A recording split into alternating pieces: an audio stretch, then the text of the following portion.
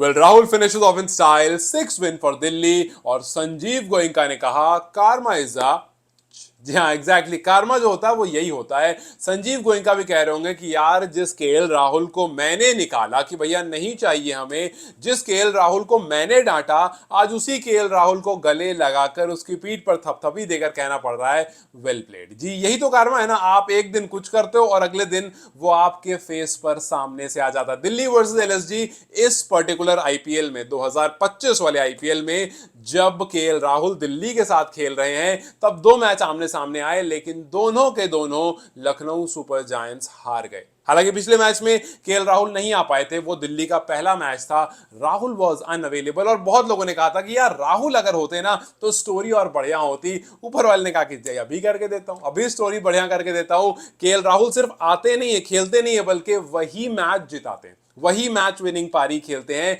और फिर संजीव गोयनका थोड़ा ज्यादा परेशान हो जाते हैं कि यार ये मेरे साथ ही क्यों हो रहा है कि जिसको मैं लेता हूं उसी की फॉर्म खराब हो जाती है। और फिलहाल ऋषभ पंत की फॉर्म से थोड़ी सी एलएसजी भी डीमोटिवेटेड है और संजीव गोयनका ऑब्वियसली। लेकिन यार केएल राहुल मतलब क्या जबरदस्त प्लेयर है। आज केएल राहुल ने 57 नॉट आउट की पारी खेली। हाँ 42 बॉल्स में जरूर आई, लेकिन मैंने पिछली वाली वीडियो में बात कही थी कि भैया pitch on a slower side है और ये बहुत ऑब्वियस था। और इसी वजह से मैं ऋषभ पंत को के बारे में कह रहा था कि अगर वो आते और ऑन अ स्लोअर साइड है, रुक कर टाइम लेकर खेलते, कोई सवाल नहीं उठाता। आज केएल राहुल ने देखा भाई स्कोर छोटा है, आप रुक कर खेल सकते हो, अगर तेज खेलने जाओगे पिच जो है वो थोड़ी रुक कर बॉल आ रही है, आउट हो सकते हो, रुक कर खेले। 42 बॉल में 57 रन, 3 छक्का 3 चौका स्टाइल में मैच को खत्म किया। और देखो पॉइंट भी लेकर गए और 11 बॉल पहले मैच भी खत्म कर दिया। थोड़ा बहुत आपका नेट रन रेट भी अच्छा हो गया। अब हालांकि आप फर्स्ट पर नहीं पहुंच पाए बिकॉज गुजरात टाइटंस का नेट रन रेट काफी ज्यादा अच्छा है, लेकिन फिर भी यार इट्स नॉट बैड। मतलब जिस पिच पर मिच मार्श स्ट्रगल कर रहे हैं, 125 की स्ट्राइक रेट से खेल रहे हैं, वहां पर जाहिर सी बात है यार कि पिच स्लो है, वरना वो आदमी जिन्नात वो कुछ और कर देता है। सो ये काफी था समझने के लिए कि आज पिच जो है वो स्लोअर साइड पर और वहां पर इत्मीनान से रुक कर खेला जा सकता है। लेकिन शायद एलएसडी थोड़ा ज्यादा रुक गई क्योंकि 20 ओवर में 159 वाज नॉट एनफ। और ये बात आयुष बड़ोनी ने भी कही, ये बात खुद ऋषभ पंत ने भी कही, और ये बात कहीं ना कहीं दिल्ली को भी पता थी कि भैया सिर्फ रुकना है, रन्स धीरे धीरे खुद बन जाएंगे। और 11 बॉल पहले 17 पॉइंट, सॉरी 13 बॉल पहले 17.5 ओवर में 8 विकेट से दिल्ली को हरा दिया। और दो इंसान जिसने लीड लिया, एक तो अभिषेक पोरेल विद अ फैंटास्टिक 50 और दूसरा ऑब्वियसली केएल राहुल, जिन्होंने अपने नाम आज एक और हिस्ट्री लिख दी 5000 रन कंप्लीट करके। और फिर उनके साथ अक्षर पटेल जो कि भैया गेंदबाजी में भी लीड करते, कहते हैं पहला ओवर मैं करूंगा, और जब बैटिंग का टाइम आता तब भी जबरदस्त करते हैं। आप सोचो 34 रन बंदे ने बनाए, लेकिन 4 छक्के मारे उस 34 रन में, 20 बॉल में 34 रन। इनके लिए पिच स्लो नहीं थी, ये थोड़ा दूसरे हिसाब से खेल रहे थे, इनके लिए बराबर बैट पे बॉल आ रही थी, टाइम ले रहे थे लेकिन बैट पे बॉल आ रही थी, फटाक से बाहर, एक चौका 4 छक्का, और मैच को एकदम आराम से धीरे धीरे करके सही पोजीशन पर लेकर चले गए और ठीक ठाक टाइम पर मैच को जीत लिया। वहीं अगर बात करें केएल राहुल के 5000 रन की, तो ये थोड़ा सा मतलब सरप्राइजिंग हो सकता है कुछ लोगों के लिए। ये जो 5000 रन केएल राहुल ने किए हैं, ये फास्टेस्ट है आईपीएल में। मतलब केएल राहुल टी20 में फास्टेस्ट 5000 बना रहे भाई, यहां तो कुछ तो दाल में काला है भाई। यूजुअली लोग यही कहते हैं ना कि यार केएल राहुल जो है वो ओडीआई वाला प्लेयर है, स्लो खेलता है, बॉल बहुत खाता है, इस तरह की बातें बहुत होती है केएल राहुल को लेकर के। लेकिन यार ऐसा कैसे हो सकता है कि एक स्लो खेलने वाला प्लेयर, एक कम स्ट्राइक रेट वाला प्लेयर 130 इनिंग्स में 5000 रन कंप्लीट कर देता है, और तेज तर्रार खेलने वाला डेविड वार्नर 135 इनिंग में 5000 बनाता है। जी हाँ, दूसरे नंबर पर डेविड वार्नर हैं जिन्होंने 135 इनिंग्स ली थी अपना 5000 रन कंप्लीट करने में आईपीएल में। लेकिन केएल राहुल ने 130 इनिंग भर दी। और अगर आप कह रहे हो यार थोड़ा सा ही तो फर्क है, तो चलो ठीक है थोड़ा सा फर्क है, लेकिन दोनों की आइडेंटिटी में तो फर्क था ना। आप कह देते कि भाई डेविड वार्नर बहुत तेज खेलते हैं, केएल राहुल बहुत स्लो खेलते हैं, लेकिन यहां तो ऐसा कुछ नहीं है। और अगर आपको तब भी लग रहा है तो बता दो तीसरे नंबर पर कौन है। तीसरे नंबर पर हैं विराट कोहली, जिन्होंने 157 इनिंग्स ली। अब यहां पर तो आप कह सकते हो कि यार केएल राहुल स्लो तो एटलीस्ट नहीं है, बिकॉज 130 इनिंग्स में वो काम करना जो विराट कोहली ने 157 में करा है, इसका मतलब कि हो सकता है जब आउट ऑफ फॉर्म रहे होंगे तब आपका ध्यान ज्यादा चला गया होगा, और इस वजह से केएल राहुल के लिए हो सकता है आपके माइंड में ये इमेज बन गई होगी कि ये स्लो खेलते हैं, क्योंकि आईपीएल की हिस्ट्री में ये फास्टेस्ट एवर 5 सेंचुरी लगा 5000।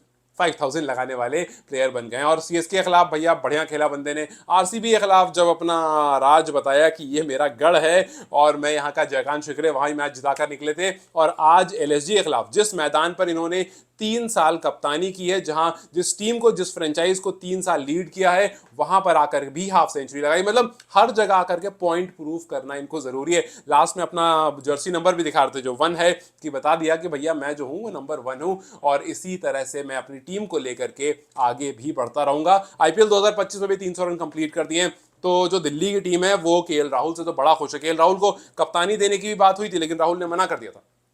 राहुल वॉज वेरी क्लियर कि नहीं यार, एक्स्ट्रा प्रेशर नहीं लेना है, एक्स्ट्रा बैगेज जो और लेने को तैयार है उनको दो। अक्षर पटेल कप्तानी करेंगे, ठीक है, बहुत से कप्तानी कर लेंगे वो, फिलहाल मुझे एक काम पर ध्यान दें। अब देखो एक काम पर ध्यान दे रहे हैं, कितना बढ़िया ध्यान दे रहे हैं और आराम से रन करते हुए आगे बढ़ रहे हैं। और तेज तर्रार जहां स्लो पिच है वहां पर रुक करके, because he knows how to play cricket, खास करके टेस्ट और ओडीआई तो बहुत अच्छी तरह से। और यहां पर अगर स्लो पिचेस आती हैं, कुछ नहीं करना होता है उनको, बस अपने पर आ जाना होता है और जो मस्त ओडीआई टेस्ट खेलते हैं वो खेलना होता है, और नहीं तो फिर बाकी तेज तर्रार तो ये खेल ही लेते हैं। हमने अदर पिचेस पर भी इनको देखा है। लेकिन वहीं अगर आप दूसरी टीम की तरफ देखो, लखनऊ सुपर जायंट्स की तरफ, तो शायद आपने नोटिस किया होगा आज कि यार एलएसजी के प्लेयर्स का ना शोल्डर डाउन था।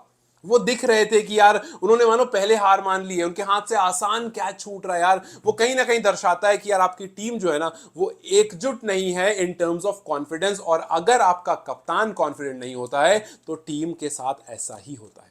अब देखो प्रिंस ने जब कैच छोड़ा उसके बाद उन्होंने बॉल फेंकी, ऋषभ पंत ने बॉल गैदर भी नहीं की, मतलब वो आए भी नहीं नीचे, उन्होंने बॉल ऐसे जाने दिया। मैच खत्म हो चुका था, ठीक है, कैच ड्रॉप हो गया, लेकिन उसके बाद भी उनके अंदर का वो डिसअपॉइंटमेंट जो है ना वो जा नहीं पा रहा है। बॉल उन्होंने गैदर ही नहीं की, उन्होंने ऐसे जाने दिया, बॉल चली गई पीछे, बॉल के पीछे बॉलर भाग रहा है, लेकिन अरे जाने तो कोई नहीं, मैच तो वैसे ही हार गए। बट यस, मैंने आपको पिछली वीडियो में बात कही थी कि अगर कप्तान कॉन्फिडेंट नहीं है तो उसकी टीम पर वो असर दिखेगा।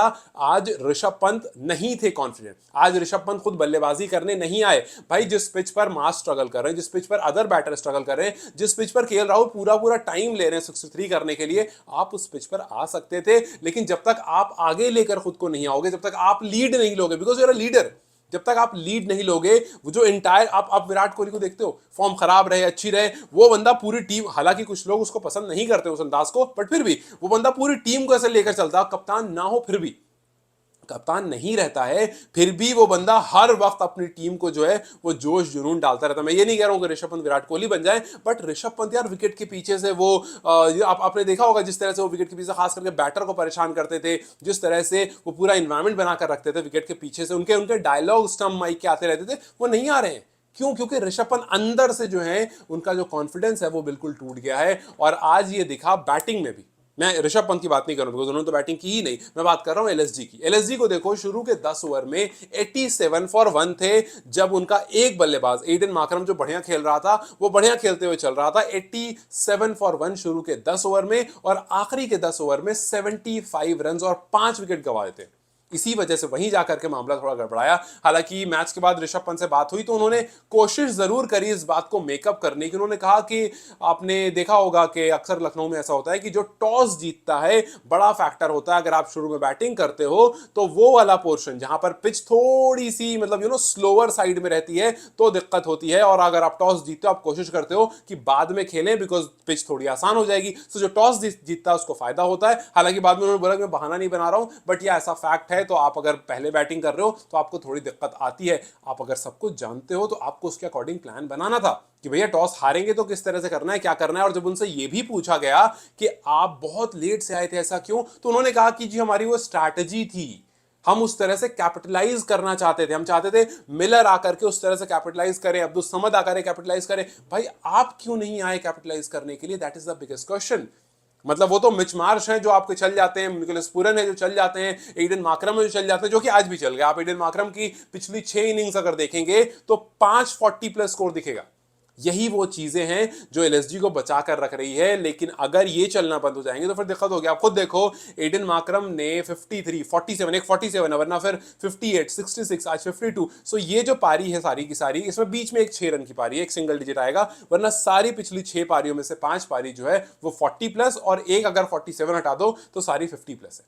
सो आपका कुछ बैटर पिच के हिसाब से खेल रहा है, जो कि फॉरेन बैटर है, वो आकर के इन स्लो पिच पर अपने आप को अडाप्ट कर रहा है। जहां पर धीरे है वहां पर धीरे खेल रहा है, जहां पर तेज है वहां तेज खेल रहा है। So yes, this is something जिस पर थोड़ा सा सोचने की एलएसजी को जरूरत है, because LSG is a very good side. आपके पास पूरा अच्छा पैक है, बट अगर उसको यूटिलाइज नहीं कर पाओगे कुछ मैचेस में, तो फिर वो टॉप 4 वाली जगह जो है ना, वो धीरे धीरे धीरे धीरे ऐसा दूर हो जाएगी कि आप उस पर वापस नहीं आ पाओगे।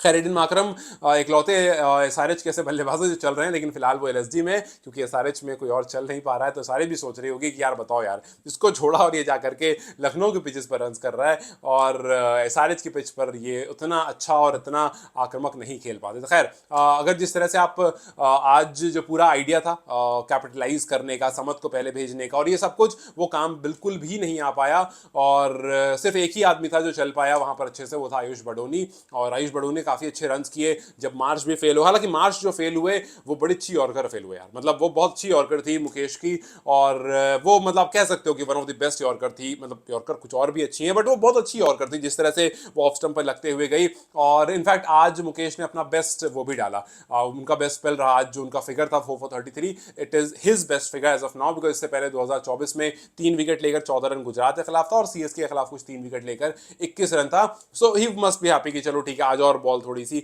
बेहतर निकली। बीच में ऐसा लगा कि रन लीक कर देंगे, लेकिन ही मैनेज्ड इट। जब विकेट्स आई तो उनको भी थोड़ा सा कॉन्फिडेंट हो गए वो। बट यस, आयुष बडोनी आज काफी अच्छा खेला। हर बार वो आकर के अपनी जो छोटा सा कॉन्ट्रीब्यूशन देते हैं ना, वो काफी बार टीम को बहुत हेल्प कर देता है, और वो केमियो जो है एलएसजी को लेकर के आगे जाता है, बट शायद उतना आगे लेकर नहीं जा पाए जहां से आप बच पाओ। और उनका 21 बॉल में 36 रन, लास्ट में 3 बैक टू बैक चौके, और फिर चौथी बॉल पर बोल्ड हो जाना। उसके बाद ऋषभ पंत को 2 बॉल मिलती है, वो 1 बॉल खेलते हैं और फिर बोल्ड हो जाते हैं, और उतना बड़ा टोटल बोर्ड पर नहीं लगा पाते हैं। But yes, the entire DC bowling unit was good, entire DC batting unit was amazing, और इसी वजह से आज एकदम आराम से इत्मीनान से सिंगल हैंडेडली इस मैच को जीत लिया। और केएल राहुल जो है वो अब कह रहे होंगे कि भैया ये वाली साइड ज्यादा बेहतर लग रही है, एलएसजी में थोड़ा प्रेशर ज्यादा था, और हो सकता है कि वाकई ओनर की वजह से एलएसजी में प्रेशर ज्यादा होता होगा, लेकिन इस टाइम पर ओनर या ऋषभ पंत किसकी वजह से हो रहा है ये नहीं पता, बट प्रेशर तो भैया डेफिनेटली है। खैर, आप इस पूरी इनिंग को कितने रैंक देंगे, खासकर केएल राहुल की इनिंग को, जो पिच के हिसाब से आई